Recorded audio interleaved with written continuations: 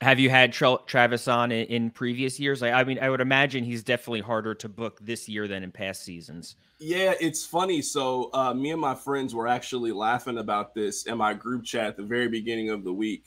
So there's a local grocery store. So you know how every team kind of does one of those like coaches shows, player Yeah. shows, all of them. So Travis was doing a meet and greet.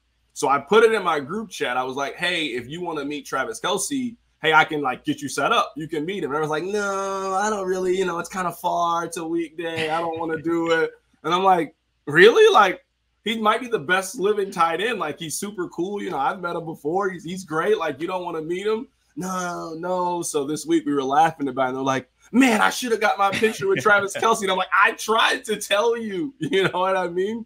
It's funny because, like if you were under 40 and let's say you go out, I'm not even saying you go out to the club, but you go to a bar, or you like to go eat or whatever those things, like you would run into Travis pretty regularly. Like it wasn't like he was secluded. Like you never see Patrick Mahomes out, but you understand why Patrick Mahomes is not socializing. But like before the last year or so, you would see Travis out, you'd see him at a bar, you would see him eating. It was just kind of, hey, Travis and his friends are here, all of that has changed. That has changed.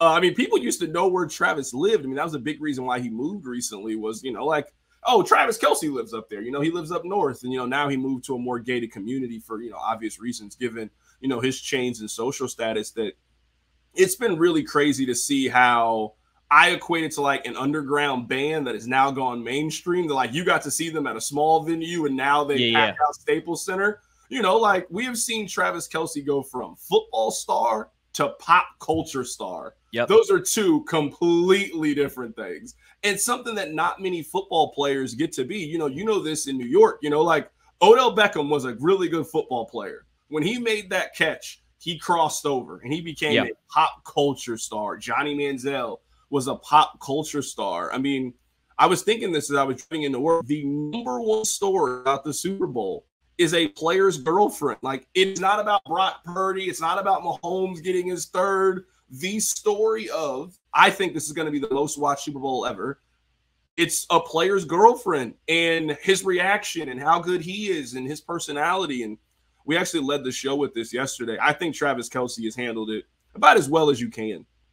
I don't know a whole lot about Taylor Swift's background, her relationships. I'm not a Swiftie by any means, but I can just imagine how difficult it is at times to be Taylor Swift's boyfriend. Like it doesn't matter. You could win Best Picture of the Year. You could be the best actor in the world. The first question they're going to ask you is about her and what she's doing in her life.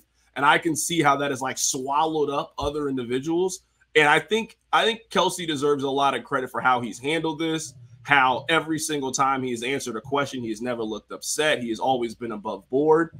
And he has been a true superstar over the course of the last, 5-6 months as their relationship has grown.